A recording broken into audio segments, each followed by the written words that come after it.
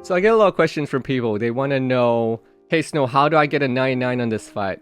Hey Snow, I'm stuck at 85. I can't seem to break the 85 mark on this pass. Hey Snow, how can I do this fight better so I can catch up to the rogues doing 99 passes? And the fact of the matter is, a lot of the times there's only so much I can help with. I can help with rotations, I can help with maybe your strategy and buffs, but for a lot of fights, it's just a fact of life that if your guild doesn't kill it fast enough, you're not getting the 99. And it's just also a fact of life that sometimes someone might not be doing the fight well. They might be making mistakes in their rotation, strategy, doing all sorts of wrong things, but because their kill time is fast enough, they'll get a 99. So when I look at passes, usually I like to actually compare them to my own raid, my own guild, to people who have the same sort of kill times as me, because that's more of a realistic representation of how you're doing. You could be the best rogue ever, have the best perfect execution on a 5-minute kill on a long 4 horsemen, and no one will know because your pass is probably really low if you're killing 4 horsemen in 5, 6, 7, 10 minutes or whatever it is. So recently I had a crazy 4 horsemen pass. So on paper this is just an average 99, but when you look at why this got a 99 and how it got a 99, it's actually insane. So I did a live breakdown on stream and I hope you guys enjoy. Essentially, this is the pass that until I went AFK for the last portion of the fight, it was a top 15 level world pass while being not as well geared as other people in that category, kill times not being as fast, not having 1 hour buffs, and it performed very, very well in comparison to my raid at the time. So enjoy, guys. And as always, if you want to catch any of this sort of content live, you can catch me at twitch.tv/snowme. I stream most days and you can come ask questions, say hi, whatever it is. And thanks, guys. Enjoy the lesson.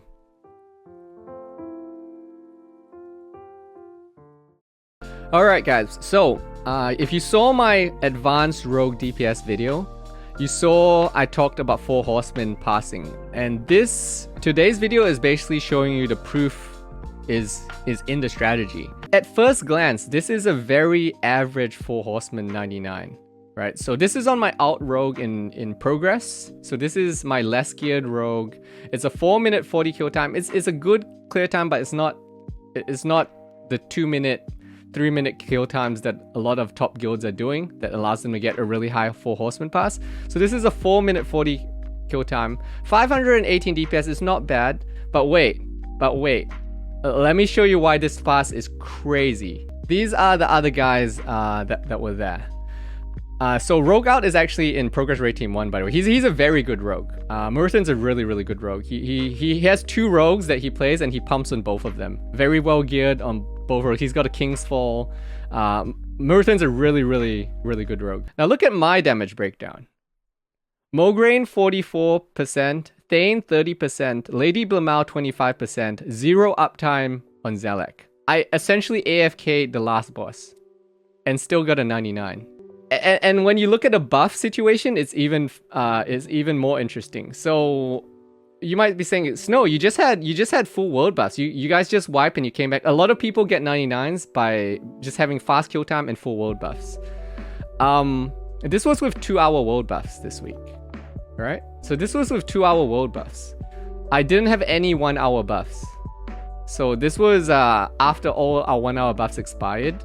So before I actually AFK'd, by the way, I was over 700 DPS. A 700 DPS pass these days is something in a realm of top 15, top 20 in the world. And this is at a 4-minute, 11-second kill time.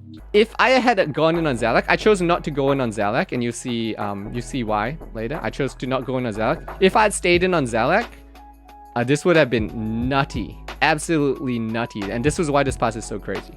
So this is standard burn Thane strategy, right? So nothing special going on here. I would actually say that I should not use Adrenaline Rush here. So going into the fight, I didn't know if I should use Adrenaline Rush here or not, because I wasn't sure how fast we would hit the shield wall. But we hit the shield wall really fast. In the end, if I go back in time and redo this fight, I would choose to not pop Adrenaline Rush. I would probably hold Adrenaline Rush for Mograine.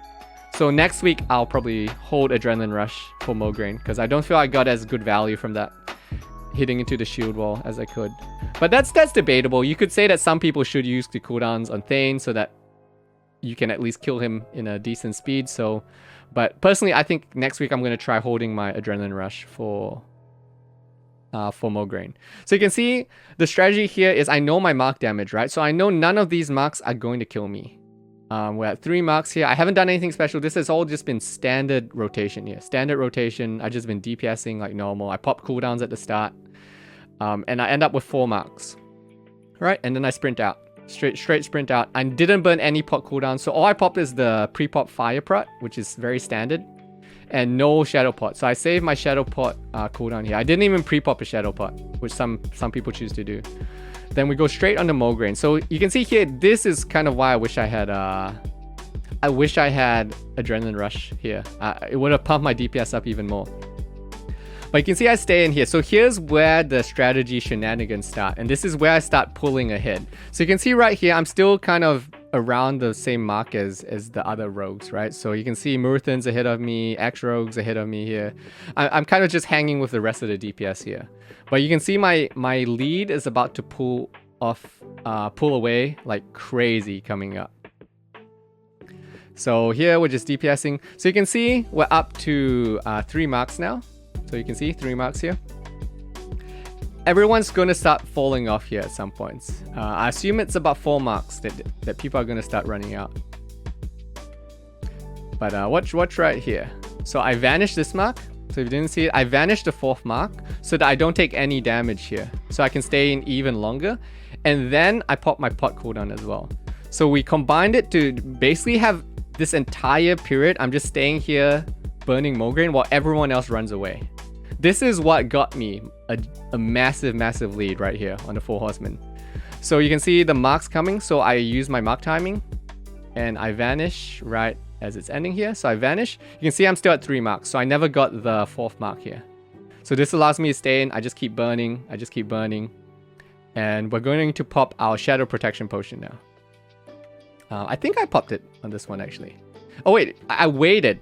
I waited until I took the mark and then I popped it. Yeah, so I was burning for the longest time here. I was just here not burning but just DPSing for so long. Everyone else is just kind of done.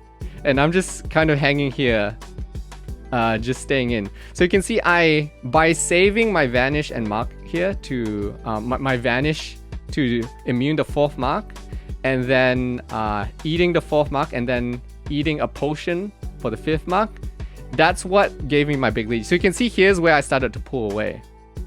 Right? So you can see here's where I started to pull away. So I'm already at 788 DPS at this point. Because everyone else ran over to Blamau. Right? And I'm only just coming in now with that 5th mark on me. So again, knowing your damage amounts is why this is so important. Right? If we go back here, so I get the 4th mark here, it's going to do a bunch of damage. Right, so this is the 4th mark. And here I know that, okay, this 5th mark is going to kill me. I need to do something here for the 5th mark. So this is the only... So I save my potion cooldown until I know, like, okay, I'm in kill range now. Now I pop my potion. And then it let me stay in for a whole extra mark on top of this after. Right? So this entire thing is what gave me this crazy lead. So you can see here, I'm already at 700, almost 800 DPS at this point. Right? So I'm going to stop here. I'm going to bandage, I think. Yep. All right, so I bandage here to make sure I'm going in. So I don't even play this completely perfectly, right? Like if I played this perfectly, I probably should have stayed out until this mark came in and then went in. So that I timed it with the mark to minimize my mark time, right? So I could have timed it with the mark even better. But you can see these guys have been hitting this guy for ages now. So now they're going to have to join the melee rotation. Whereas I'm just going to spend a lot of this fight just hitting Blamau. So I'm literally just going to be hitting Blamau here. And my cooldown's coming back up, so I get a second Blade Flurry. So you can see I got my Blade Flurry back up. And all these guys have been here for ages, so they're going to have to walk away now. And while they're trying to go worry about the Zalak rotation, because typically the way it works for Zalak on melees is your guild will usually allow a couple melee to kind of squeeze in on the Zalak rotation, but not everyone's going to be able to go in. They're going to have some uptime and some not uptime, right? It's going to depend on how many melee already ran to Zalak, where you can go in on them. It's kind of a mess when it comes to who gets to go in on Zalak. Everyone wants to go in on Zalak, but not everyone can. But by extending my burn timing here, you can see everyone else is kind of leaving, and I'm just maintaining my lead here. I'm just DPSing like crazy, and everyone else is kind of falling behind because I've just been DPSing this entire time. So you can see at this point I get my 4th mark, so I say okay, 5th mark will kill me now, because I know 5 mark is 5,000 damage and I have less than that, and I don't have potion timers or anything at this point. So this is now I have to go out. I can't stay in. I've stayed in as long as I can. I know next mark will kill me. And you can see from this point onwards, I do nothing. Blamal, for 20% of Blamal, essentially I do nothing. I just sit here and twiddle my thumbs and do nothing. So you can see I dropped from a crazy 700 plus pass all the way down to where I ended up with, which was I think 500 and something damage. Without touching Zalak once. So imagine if I actually went in on the Zalak rotation there as well. So the reason I didn't go in on Zalak is because I wasn't sure how Raid Team 3 in progress does the Zalak rotation. I didn't want to mess it up. I didn't want to kill anyone by accident.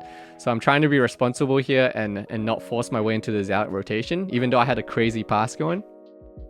But yeah, essentially, this is why I had a crazy pass. And this was with pretty good gear but not crazy gear, a good kill time but not a crazy kill time, purely down to the vanish and the pot extension that I did got me this crazy time without ever touching Zalak. I never went in on Zalak.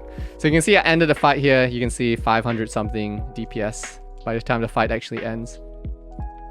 But yeah, so this is proof. This is the 4 Horsemen strategy. You extend your burn phase using vanishes and pot timings.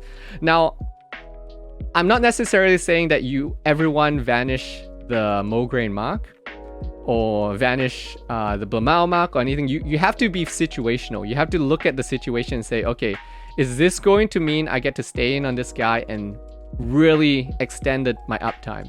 So for me in that situation, I saw, okay, if I vanish here, I'm going to get a good uptime because Mograine still has a lot of HP. He's not going to be in shield wall for a while. I can really extend my time, so I chose to vanish it.